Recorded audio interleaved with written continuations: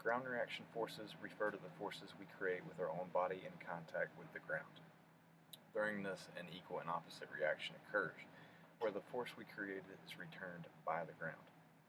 Think about running or walking in the sand versus the road. The road, which is obviously more dense, is going to require less force generation, whereas the sand is going to require more force generation to propel in the exact same motion. It is also important to realize that the ground reaction forces reflect both the movement of all body segments and reflect also the movement of the entire body center of mass, as we learned this semester.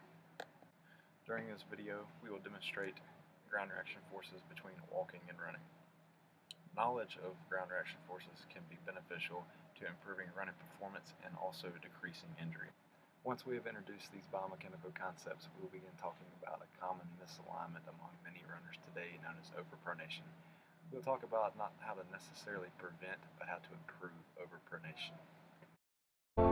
Now we will be describing how these actions of the gait cycle produce movement between stance and jogging.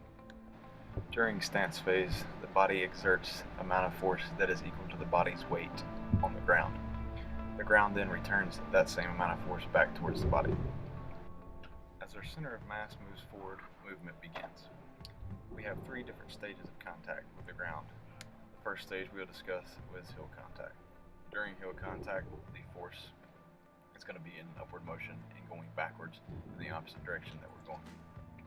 When the foot contacts in the mid area, this force is going to be generated upwards at a 90-degree angle. As the foot rolls forward, this is going to be considered the propulsion stage. During this stage, the force is generated in an upward motion and in a forward direction. Now, let's see what this looks like during a normal walking pattern.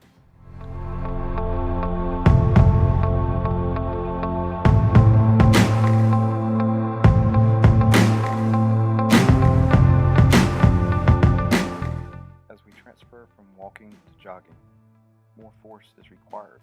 Therefore, more force is transferred from the ground up, which allows us to move faster.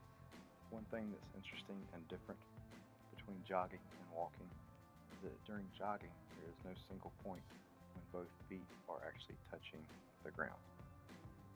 So what defines good and bad, more sufficient or less sufficient forms of ground reaction forces during running? In our particular subject here, you will notice a heel strike. As you know, force reactions for a heel strike involve an upward and backward motion. So we would consider this a less effective or a less efficient form of running.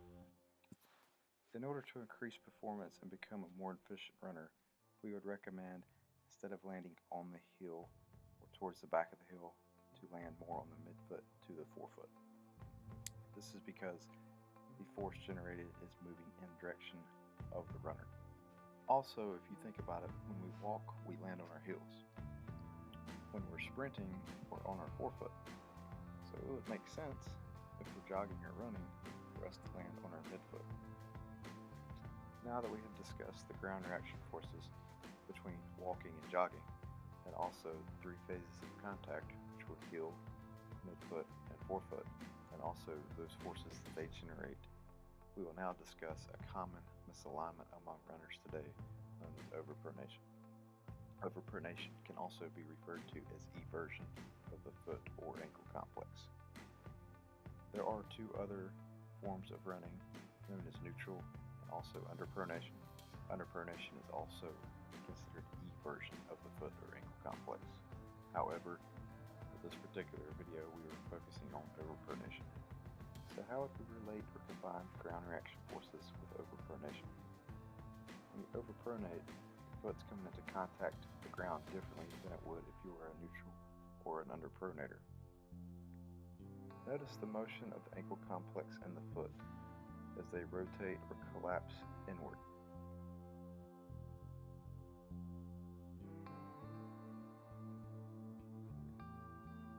This is caused by an increase in the joint angle between the tibia and the talus. During this motion, most of the force and the weight of the body is exerted towards the inner side of the foot. This creates an imbalance in the forces throughout the foot while running. So for someone who is a neutral or a normal runner, you would see these forces dispersed throughout more areas of the foot instead of the inner sole specifically. If excessive, overpronation can cause tremendous stress throughout the body. The stress will eventually lead to injuries such as runner's knee, Achilles tendonitis, and plantar fasciitis. Therefore, we would recommend extra stretching if you're one of those who do overpronate. One of the last things we like to discuss would be the ground reaction forces with the push-off phase during overpronation. When we overpronate during our push-off phase, instead of incorporating all 5 distal phalanges, we are mainly incorporating the big toe and the long toe. These two are doing most of the work during the push-off phase, and you can see how this will be a problem for propulsion.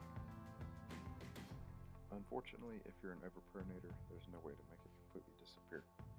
However, people have begun incorporating certain stretches to help improve certain forms of overpronation. Another solution would be orthotics or sole inserts for your tennis shoes, which are going to help balance out the force. Also, we have stability shoes.